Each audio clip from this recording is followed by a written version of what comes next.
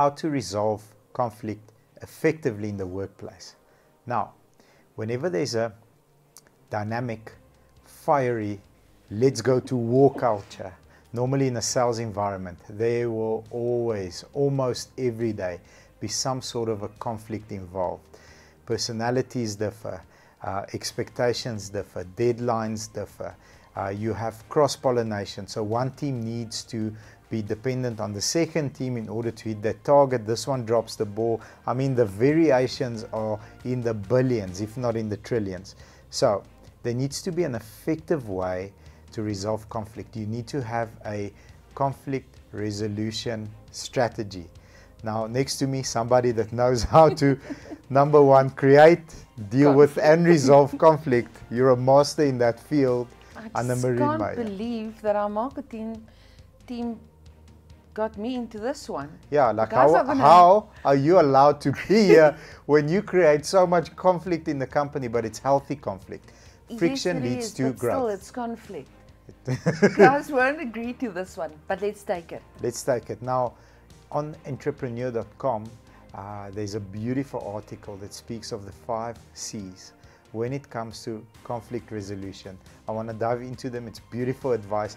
Hope it helps you with your team as well. Or if you're in a team, you can perhaps present this video to them and say, listen, next time there's conflict, let's just watch this again, and then, you know, move forward from there. Hopefully there will be less tears.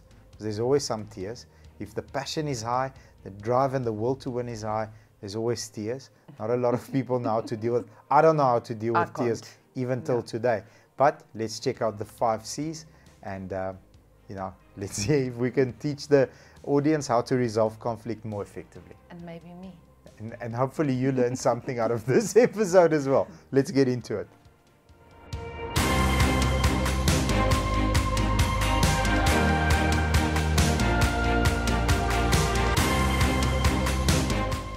The first C, carefully listen. Sometimes it's difficult.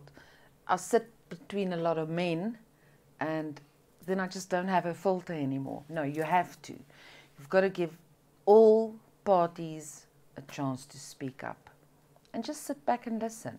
And I know it's difficult. I think I'm getting better at it. I'm not good at it because sometimes I already know what they're going to say and I'm very bad at it.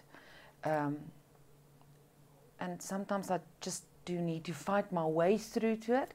But yes, the key is to this, and I know the answer, is just sit back and listen and give every person the time to speak and don't interrupt them. Sometimes while they're speaking and presenting their case after somebody else has, they already know, like, ooh, I'm actually in the wrong here. Yes. I take ownership. Sorry guys, thank you very much for the opportunity. Let's move forward. 9 times out of 10.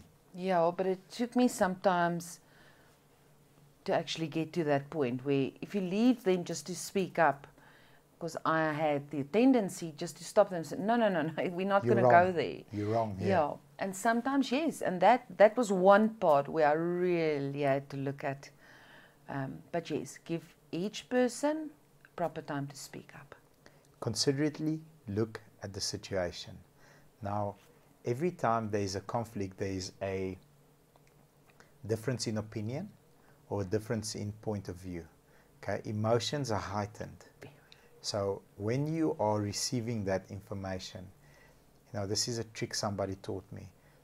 Listen without having a premeditated decision on how you feel about whatever that person's telling you.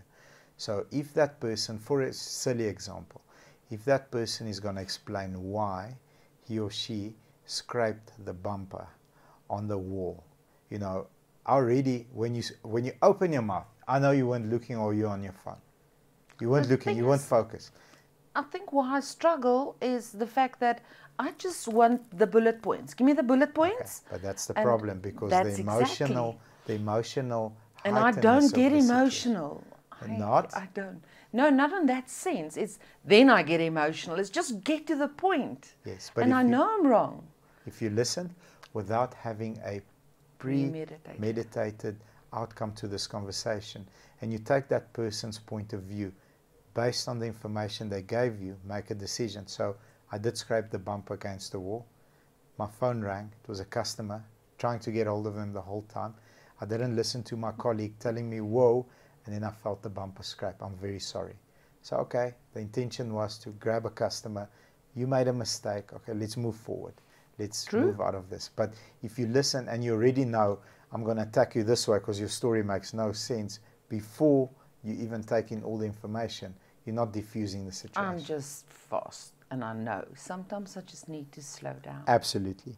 Number 3, calmly discuss the conflict perspectives. Calmly discuss the conflict perspectives. Why did you give me that one? Because I think that's one that we both struggle with. So We I'd rather both pass struggle. it to you. No, we both struggle. We can't, and that's it. I'm not an emotional person, but when it gets to my office space, I can be very... No, emotional is a silly word. This is not emotion. This is exciting. And I get excited. But you've got to remain... And tonality, I'm one of the people with the best ability of tonality. And once I get into that situation, it's like just no filter. You need to keep calm, keep your voice down. And that is something we discussed quite often the last couple of weeks. Bring your voice down, bring the tone down, because that's the only way. Because the moment you raise your voice, you're not going to get the answer. You also need to understand your audience, because if you are speaking to, let's say, for example, marketing or people that are very creative, you know, there's a piece of that person's soul In that work. that they've left in that work. So if you're going to critique in a poor way, you're going to offend, when your intention is not to offend. So understand that whoever you're speaking to, you need to conform to that person's love language. So if I'm speaking to salespeople, I'm very comfortable revving them up, because it's salespeople. I've got no problem giving negative feedback.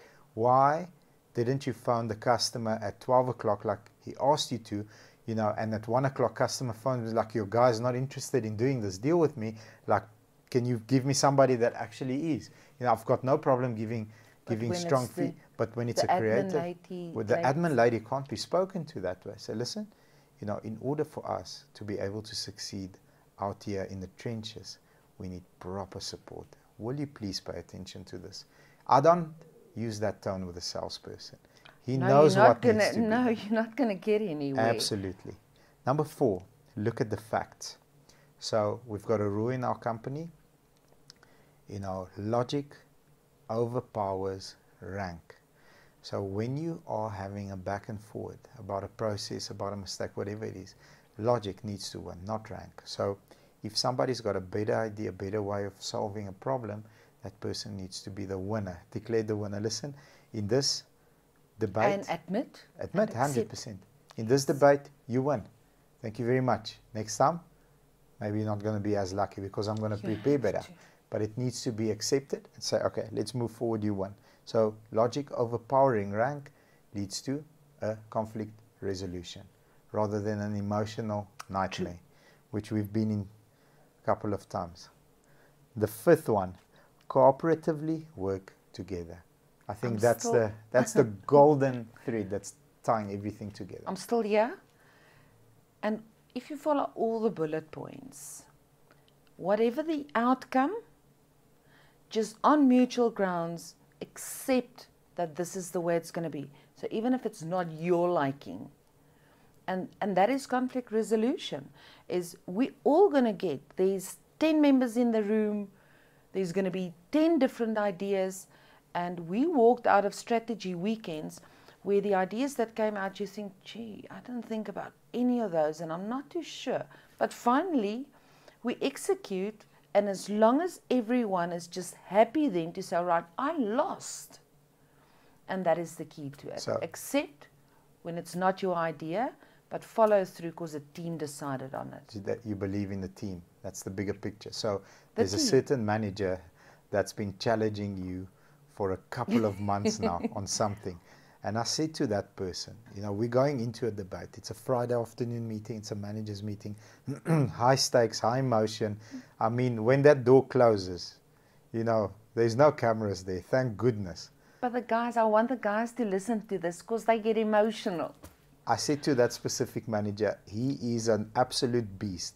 Said to him, if you are 1 millimeter off with the data you're going to bring to this debate, Anna Marie will mop the floor with you. There will be so much blood on the floor, like it's going to take me 10 weeks to emotionally repair how bad she's going to kick your ass. Come prepared. What does he do? He comes unprepared. What's the result? You mop the floor with him. But exiting that meeting, say, based on everything that I've heard, her version works, mine is crappy.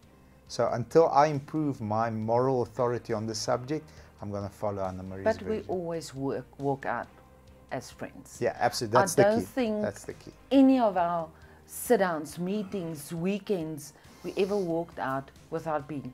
We walked in maybe with a bit of an enemy on your side, but we all walked out as being friends.